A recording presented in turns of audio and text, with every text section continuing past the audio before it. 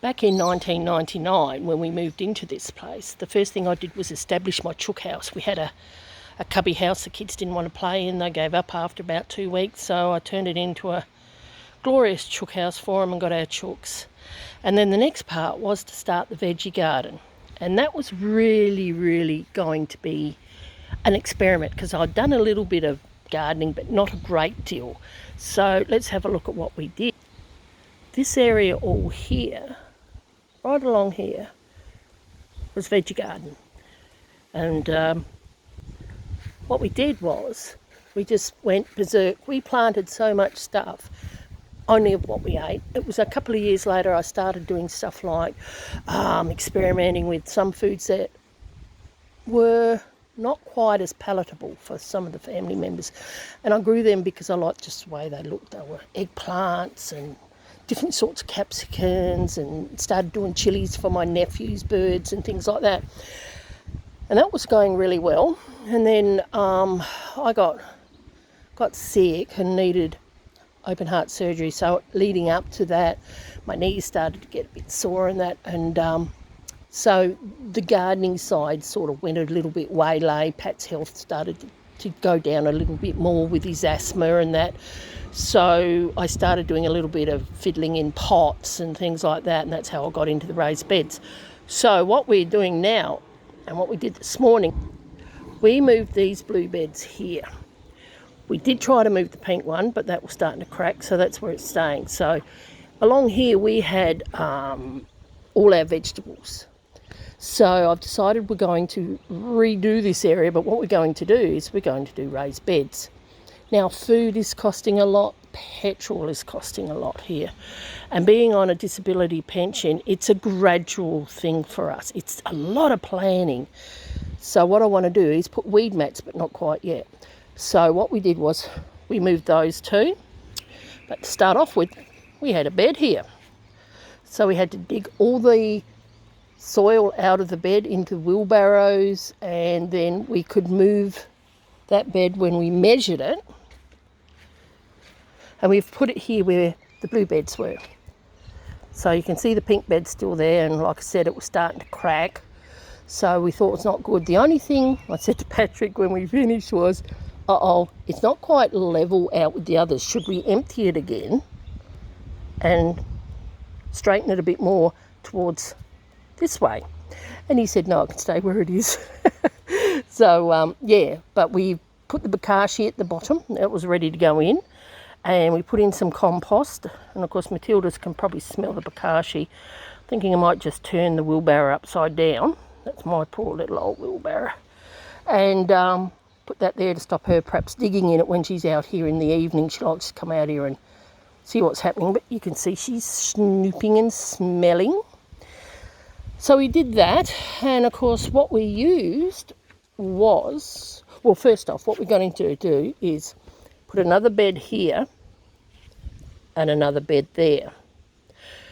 I'm thinking this bed here, it will probably be herbs. I want a bed like this size for herbs, and nothing else goes in it. This bed is where the asparagus is going to go in the winter time. So once these zucchinis are finished, because at the moment they're still doing their thing. I picked 3 in the last 2 days off of this one. This one's actually back being quite good. So I'll prep this up, and that's only going to have zucchinis. So by doing what I'm doing, I've got 2 beds that are restricted what can go into them. They're going to be just used for those items of herbs and the asparagus. So that's why we've done what we've done.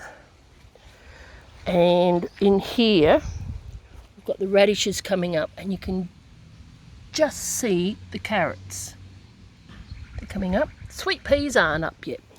I don't know what's happening with them, whether they're just taking a bit longer, but that's what this trellis is for sweet peas. So what we're looking at doing down the track, and it will probably be, maybe, I've got to look into it, we're going to put weed mat down. That's going to get rid of the lawn. I don't like using poisons and things like that. So we're looking at the fact that we could probably put another 1, 2, 3 beds here, 3 beds along there, and if you have a look, you can just start to see where our bed actually stopped. It was just with the change of the lawns, just along here. So that, back that way, was all vegetable garden. And I had asparagus in here, but the lawn and the mowing is just smothered in them. And I should say they died, which is a shame, but there was not much we could do about it.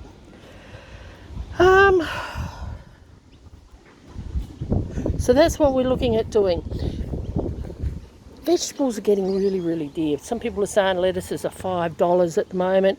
I'm only growing here what Pat and I'll eat, what the animals will eat.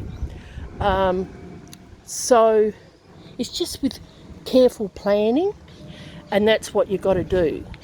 I think growing vegetables is going to be the way to go, even more so now with all the price hikes and that. I mean, to fill our car with petrol, it cost us almost $120. Mind you, it was screaming at us, it was empty. So between that and food, we buy not a very lot of stuff that has been pre-made. I go to the fruit and veg shop once a fortnight. If I need to go back the following week, I do. Otherwise, we use what's in the vegetable garden. I'm very, very, very proactive in people growing their own vegetables. This is why I do this. I'm not clever enough yet with YouTube to say, oh, do this, do this, do this, do this, because I'm only using my phone. So I don't have probably the resources to make them as flash as what some people are.